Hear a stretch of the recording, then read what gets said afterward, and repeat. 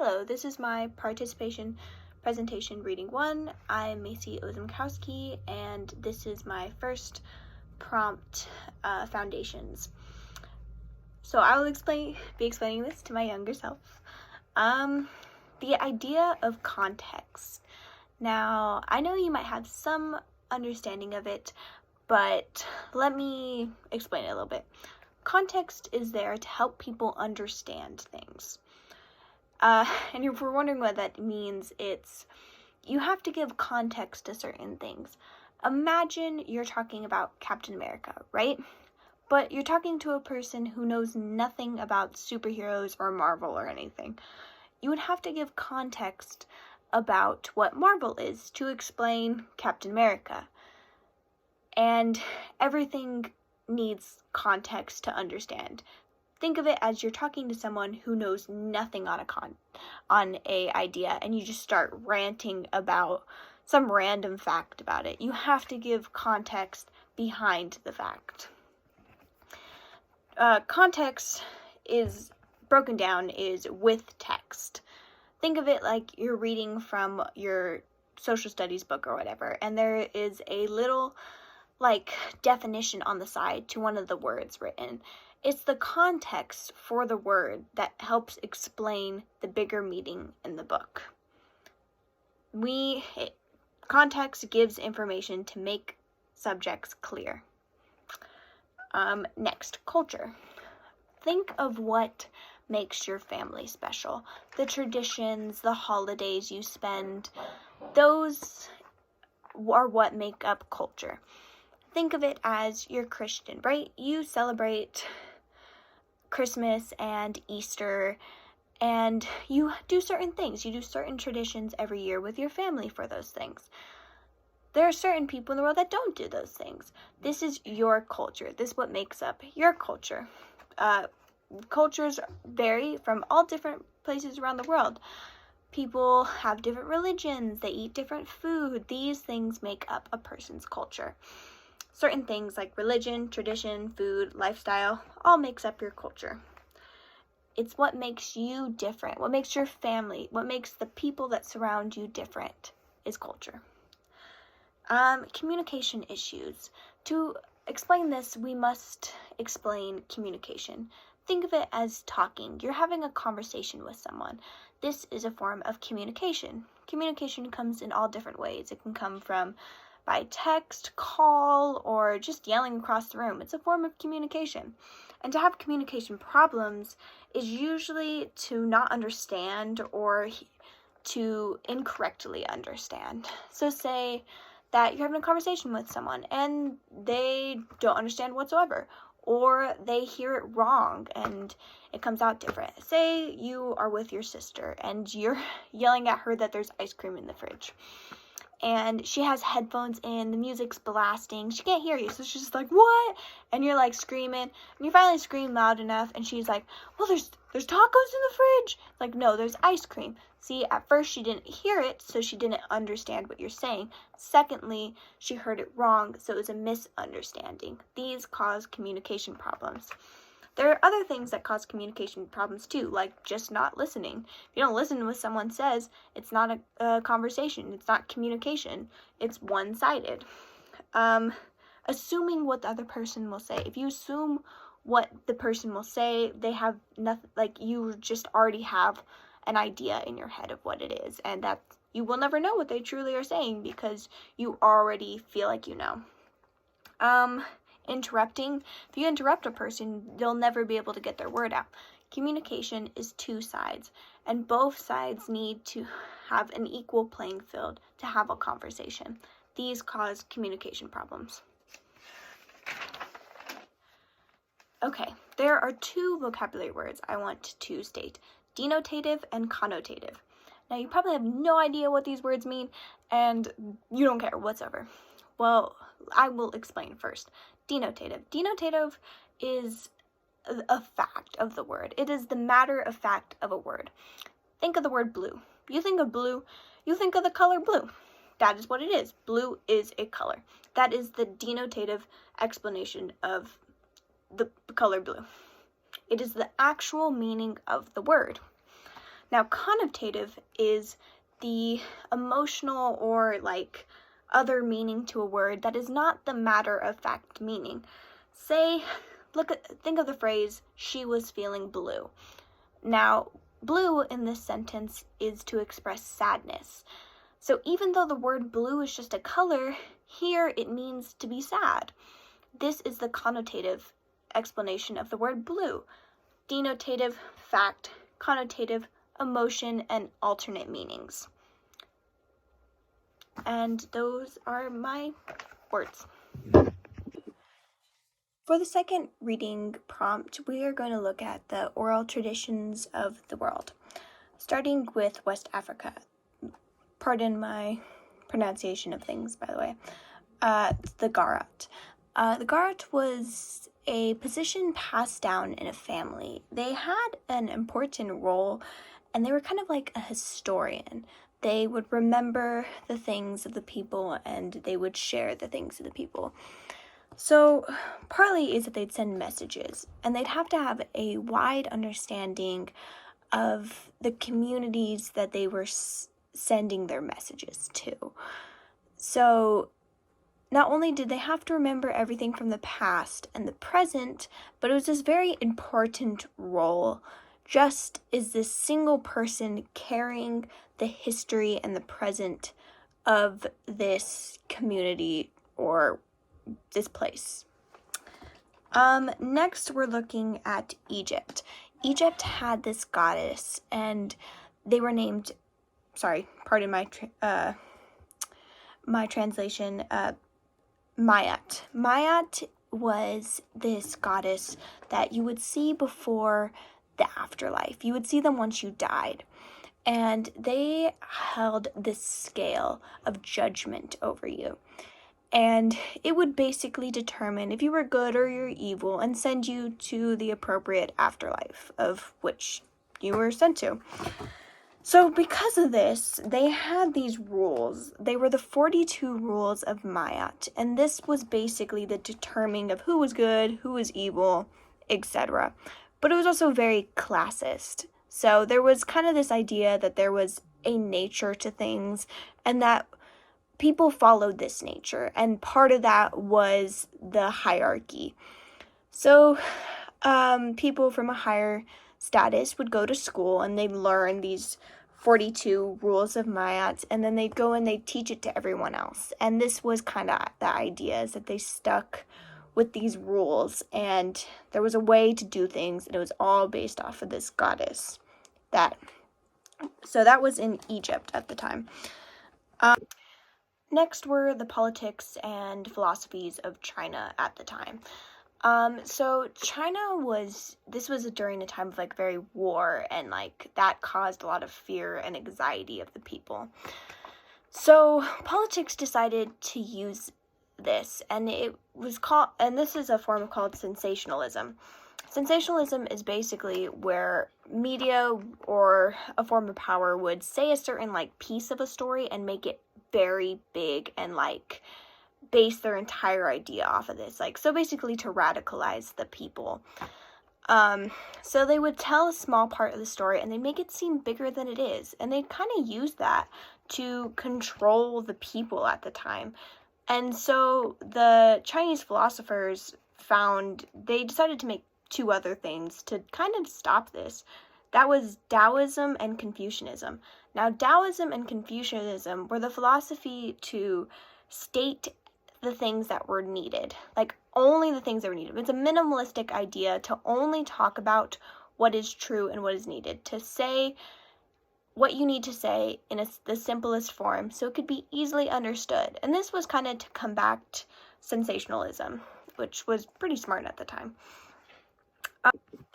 Next is rhetoric and the rhetoricians of Europe.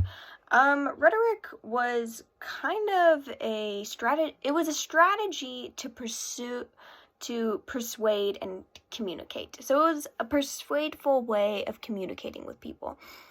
To use certain language and certain methods to like persuade the person, to get them to do what you want to do. Sometimes it would be like saying that's rhetoric, it's a misunderstanding, or that's just rhetoric, it's meaning it's nothing.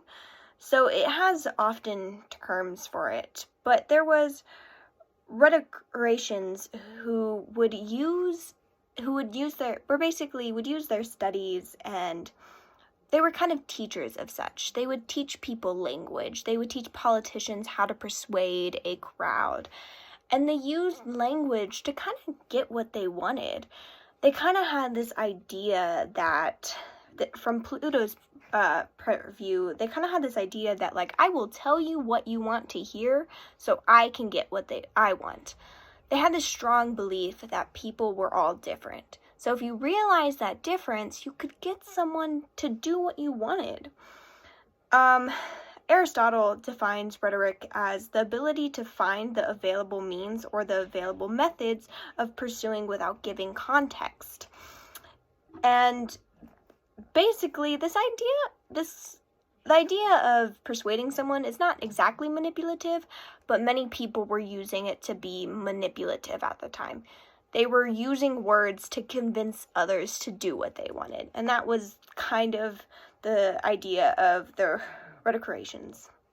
This was in Europe, so. Next were the oral stories of the indigenous. The indigenous used stories and myths and that was basically their culture, was they had these stories and these myths to tell one, the creation of the world. There were the mythical stories that basically explained how nature works, how the world came to be, and etc. And then there was everyday stories that were life lessons and ways that people could tell other people in a story of, like, how to be kind to each other, or how to, like, learn from experiences. The indigenous stories are something that were very passed down to this day, and it is very incredible because they were all oral stories, and so everything was just passed down by generation. And these stories also evolved. They evolved to meet the needs of their listeners. The stories were meant to be something to the listeners, not to just be. Soon after the Europeans took over America and stuff, there became the elocution of the Western education. And this was basically the idea that there was only one right way to live. Elocution was that there was one perfect way of everything. Like, you moved your hands a certain way, you talked a certain way, and they would force this education on the indigenous and others. Europe was very much on the idea that there was one right way to do things, and this very much stemmed from Pluto, who thought that there was one way of learning and one person could teach it. And this was just the time that there was one way to express yourself, and you had to express yourself that way. And they forced other people to do that too. But now we live in a individual media that is for our own world. Media is presented to us for us as an individual. The things that we like, the things that we enjoy. It's no longer everyone enjoys one thing, everyone does one thing. So many people do different things, so many people do love other things, and so many people experience things. And they also get to share those things with others. We are able to create a community to really express ourselves. That was something that was not there years and years ago. And it's really become a time with social media to not only experience other people's expressions, but to express ourselves. That's it. This is for prompt 3, outlining. I have 3 topics I would like to discuss today.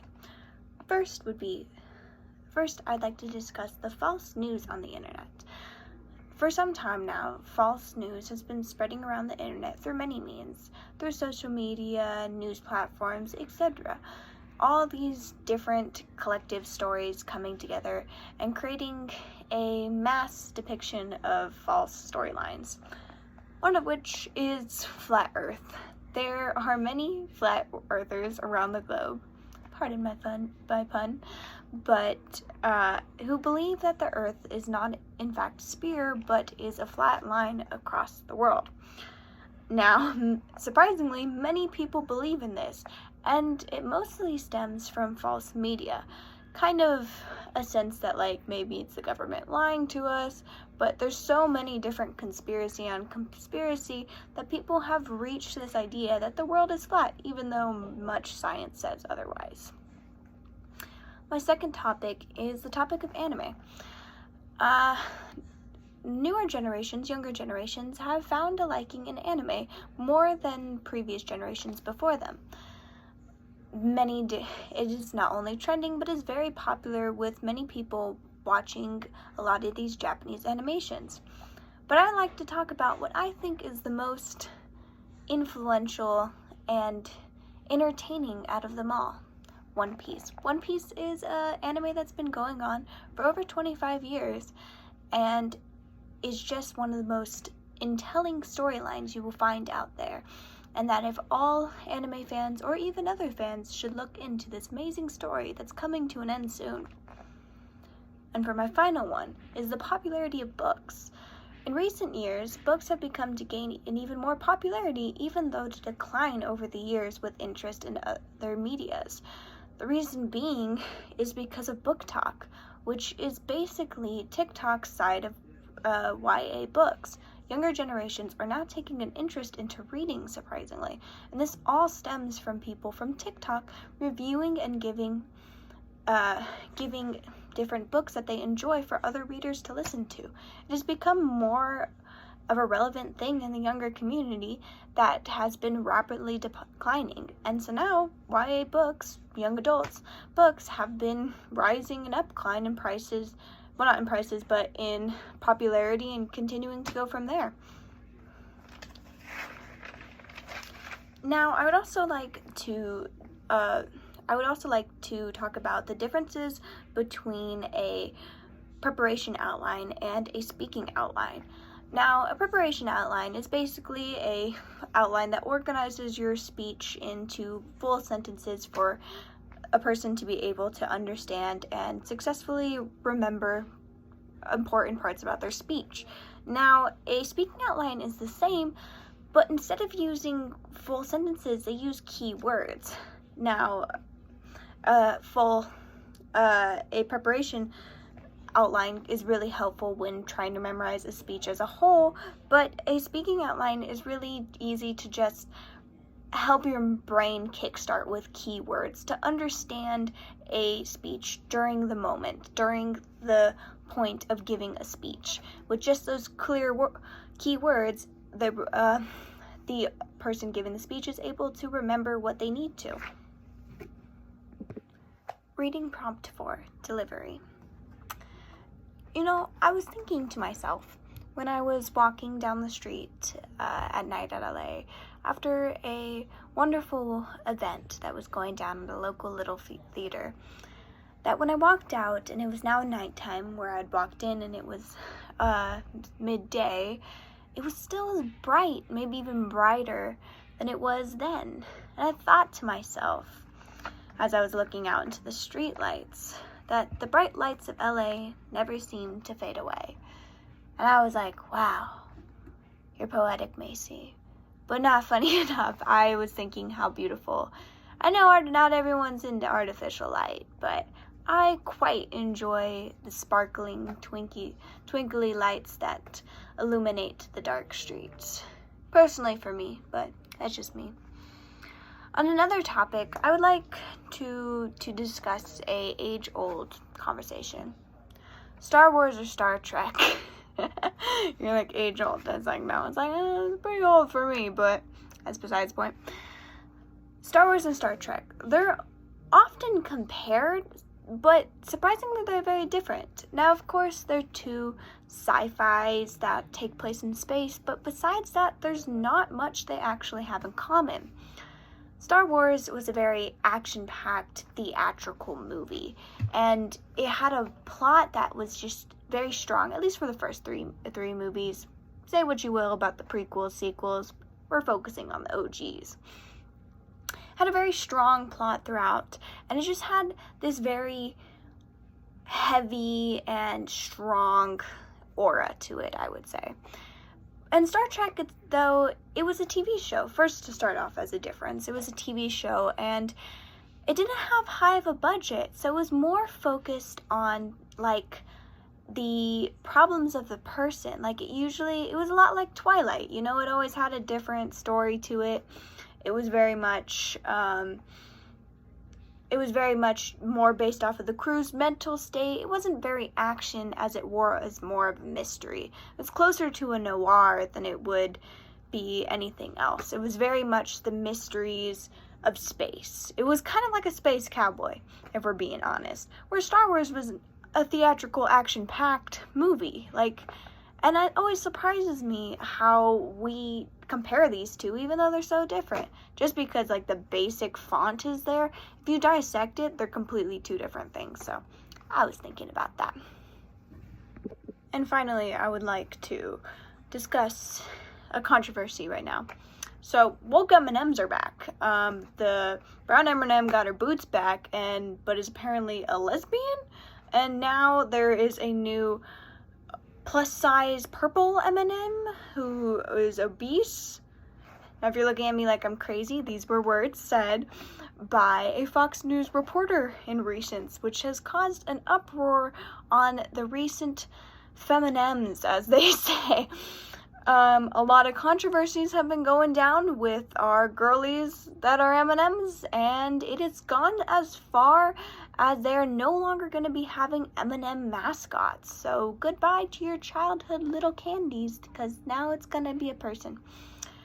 Quite an interesting controversy. I just think it's hilarious that this was the chosen topic that the internet decided was going to be the big thing.